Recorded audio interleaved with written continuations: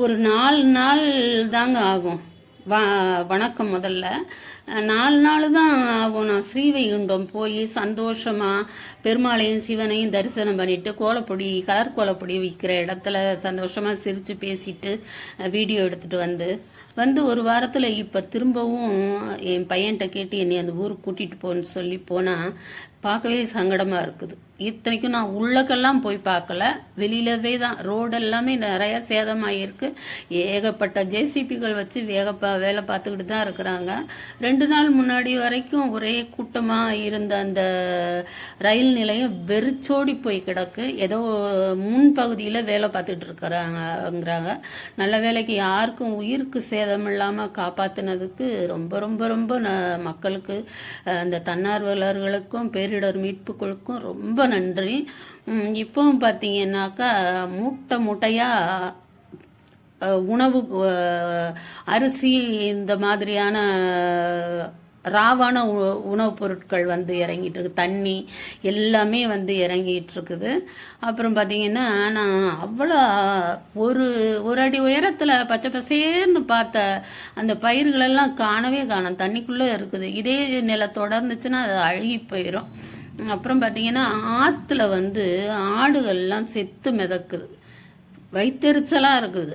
ஆற்றுல ஆடுகள் செத்து மிதக்குது.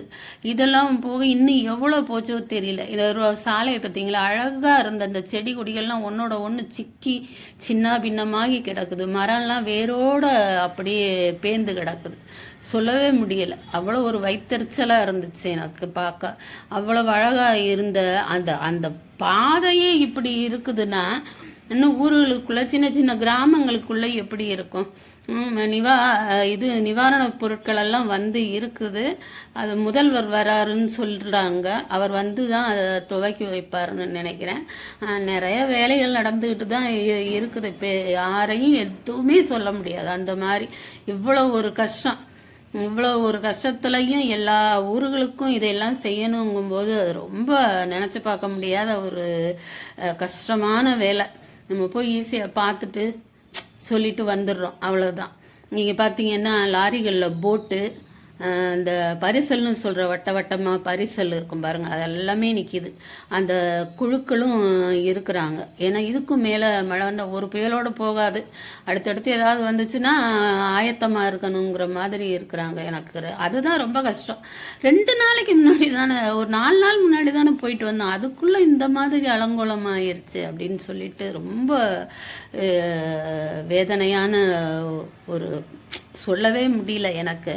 இந்த வெள்ளம் வடிஞ்சிரும். ஆனால் என்னென்னத்தையோ இழந்திருக்கிறாங்க மக்கள். அவங்க கண்ணீர் வடிகிறதுக்கு எவ்வளோ நாள் ஆகுமோ சொல்லவே முடியாது. இங்கே பாருங்க, இந்த ரயில்வே கிராசிங்கில் ஆளே இல்லாமல் கிடக்குது. சரி, எனக்கு பேசவே சங்கடமாக இருக்குது. ரோடும் ஆடெல்லாம் செத்து கிடக்குது தண்ணியில். இந்த பக்கம் குளிச்சுக்கிட்டு இருக்கிறாங்க. அது வேற தொற்று உண்டாக்கும். அதெல்லாம் கூட கொஞ்சம் கவனிச்சிட்டாங்கன்னா நல்லாயிருக்கும். இனி சொல்ல என்ன இருக்குது? எதையும் எதிர்பார்த்து இருந்து ஜாக்கிரதையாக இருந்துக்கிற வேண்டியதுதான். எனக்கு ரொம்ப சங்கடமாக இருந்துச்சு பார்க்க. அதே தான் திரும்ப திரும்ப சொல்கிறேன். இன்னியும் நம்ம இந்த மாதிரிலாம் இழப்புகளில் மாட்ட முடியாத அளவுக்கு நம்மளும் கொஞ்சம் ஜாக்கிரதையாக இருந்துக்கிறது நம்மளுடைய பொறுப்பு. அது நம்ம ஜாக்கிரதையாக இருந்துக்கிறணும். வெள்ளம் வருது, மழை வருது அப்படின்னா நம்மளும் கொஞ்சம் ஜாக்கிரதையாக இருந்துக்கிறணும். ஏன்னா ஆற்றோரங்களில் வீட்டை கட்டிக்கிட்டு வைக்கிறோம்.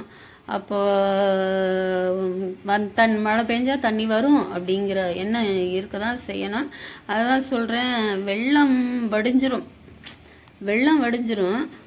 ஆனால் பாதிக்கப்பட்டவர்களோட கண்ணீர் வடி எவ்வளோ நாள் ஆகும்?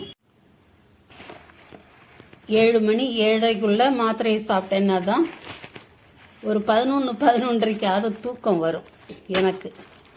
அதனால் இப்போவே மாத்திரையை எடுத்து சாப்பிட கிளம்பிட்டேன். அதுக்கு முன்னாடி இந்த மார்கழி திருப்பாவை பாசுரம்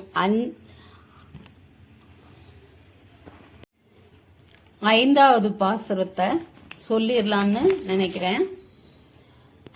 மாயனை மண்ணு வடமதுரை மைந்தனை தூய பெருநீர் யமுனை துறைவனை ஆயர் குலத்தினில் தோன்றும் மணி விளக்கை தாயை குடல் விளக்கம் செய்த தாமோதரனை தூயோமாய் வந்து நாம் தூமலர் தூவித் தொழுது வாயினால் பாடி மனத்தினால் சிந்திக்க போய பிழையும் புகுதருவான் நின்றனவும் தீயினில் தூசாகும் செப்பேலோர் எம்பாவாய். அதாவது